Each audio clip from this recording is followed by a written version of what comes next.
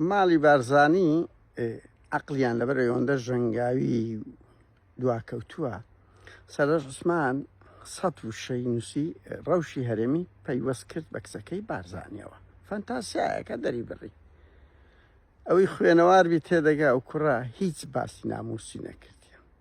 دوو گولەیان لە دەویدا تیرۆریان کرد، ئابڕۆی هەرێمیان پێبرد. بەڵام بۆ خۆیان زۆر ئاساییە، کچی هەموو هەرێم سکس بکەن، بیبەنە سەجێ، دەستێژی بکەنە سەر، ئەو پەڕی بیانکەنە خادیمەی خۆیان، هەرچی سوکاتی هەیە بە ژنی کورد بکەن.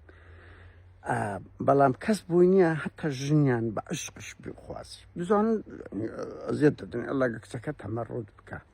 تەنانەت پیاوەکانیشیان بۆیان نییە ژنی خەڵکی تۆ بێنی بەس لە بۆی هەیە سکس بکاتن. عەقڵیەتێکە.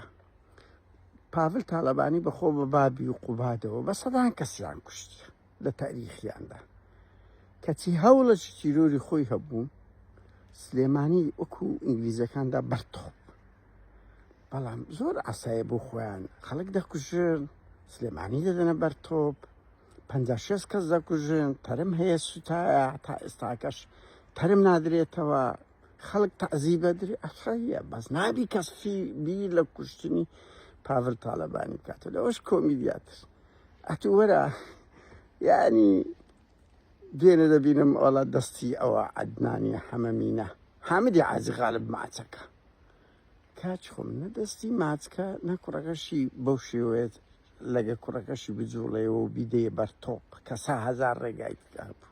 لە هەمووش کۆمیدیتر نەسعەتی کوڕەکەی دەکەوترێ بڵاو کەنەوە، نابی دەستی کەس ماسکەی. کەچی ئەوەندە گەمژەیە بەخۆی دەچی 2000 دەستی ئەو کەسەی مازەکە کە 1000 تۆپی بە کوڕەکەی وەنا و بە سلێمانی